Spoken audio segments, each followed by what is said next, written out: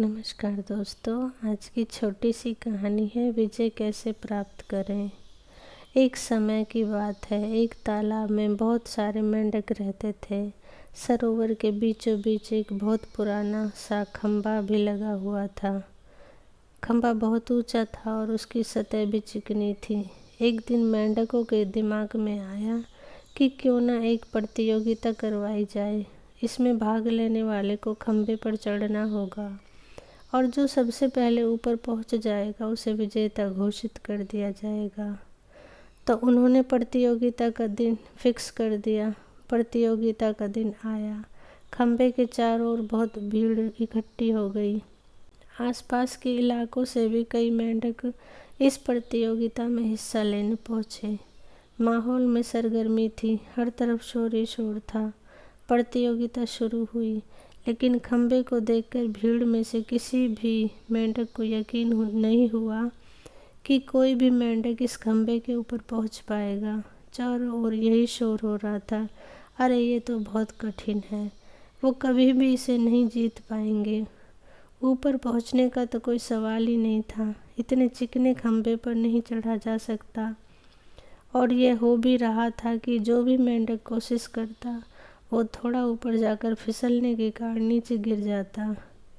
कई मेंढक तो बार बार गिरने के बावजूद अपने प्रयास में लगे हुए थे, पर भीड़ तो अभी भी चिल्लाई जा रही थी, ये नहीं हो सकता, ये असंभव है।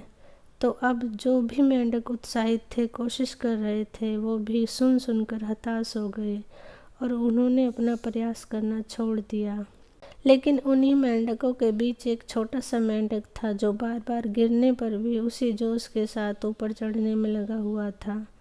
वो लगातार ऊपर की ओर बढ़ता रहा और आखिरकार वह खंभे के ऊपर पहुंच गया और उस प्रतियोगिता का विजेता बन गया। उसकी जीत पर सभी को बड़ा आश्चर्य हुआ। सभी मेंढक उसे घेर कर खड़े हो गए और पूछने लगे, तुमने ये असंभव काम कैसे कर दिखाया? कैसे तुमने सबको पीछे छोड़कर जीत प्राप्त करी? तभी पीछे से किसी ने बोला, अरे उससे क्या पूछते हो, ये तो बहरा है। आपको समझ आया वो कैसे जीता?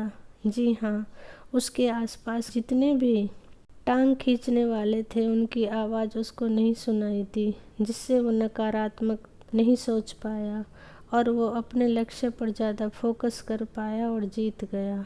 दोस्तों, हमारे अंदर भी अपने लक्ष्य को प्राप्त करने की काबिलियत होती है और हम शुरुआत भी करते हैं, लेकिन अपने आसपास के ज्ञान चंदों के कारण और अपने नकारात्मक माहौल के कारण हम अपना काम शुरू ही नहीं करते या फिर बीच में ही छोड़ देते हैं। तो दोस्तों, आपको जो भी पीछे रखने वाली आवाज़ें हैं वो कोई भी कुछ भी हो सकती हैं, चाहे वो दोस्त हो, रिश्तेदार हो या फिर आप खुद हो, इन सब को इग्नोर करना ही होगा।